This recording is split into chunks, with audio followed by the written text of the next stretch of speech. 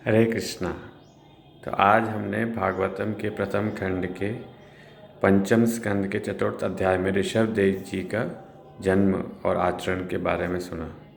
तो ऋषभ देव जी राज्य शासन करते थे, पर वो नाभि जो अग्निद्र के पुत्र थे उनके यहाँ जन्म लिया उन्होंने, क्योंकि उनके कोई संतान नहीं थी। पिछले स्कंद में हमने देखा था कि उनके कोई संतान ना होने की वजह से उन्होंने पिछले अध्याय में दिखाया था कि उन्होंने यज्ञ किया था ब्रह्म जी का, यज्ञदेव जी का, और उसमें से उनके पुण्यों के कारण और ब्राह्मणों के मंत्रों द्वारा भगवान प्रकट हुए थे और उन्होंने उनको वरदान दिया था कि मैं तुम्हारे यहाँ प्रकट होऊंगा।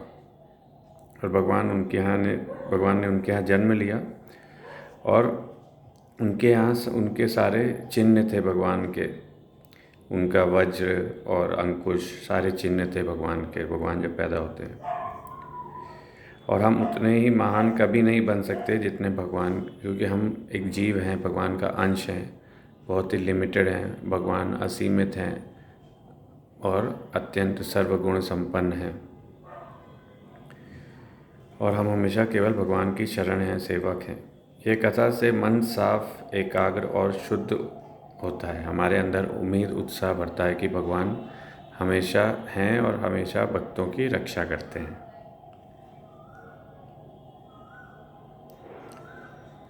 भगवान अवतार लेते रहते हैं और आज भी हरे कृष्ण महामंत्र के रूप में भगवान मौजूद है। उनमें अनंत गुण हैं, समता, शांति, वैराग्य और ऐश्वर्य। उनका प्रभाव दिनों दिन बढ़ता जाता है। तो ये क्यों होता है? ये भगवान, क्योंकि हम मायावी जीव हैं। भगवान का तो सच्चिदानंद स्वरूप और जो विष्णु रूप, चतुर्भुज रूप है, वो हमेशा रहता है। पर भगवान की इस शक्ति से उनका माया की वजह से मायावी लोगों को ऐसा दिखता है कि उनके अंदर जन्म, मृत्यु, जरा, व्याधि और दिन ब दिन उनका तेज बढ़ता जाता है। ऐसा ऐसा अलग रूप उनके दिखते हैं।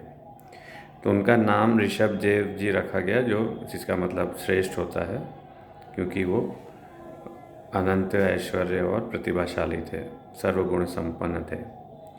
उन्होंने अपने देश पर बहुत जल बरसाया जब इंद्र ने मूर्खतापूर्ण उनके वहाँ वर्षा नहीं की, और उनका शरीर बिल्कुल ही दिव्य था।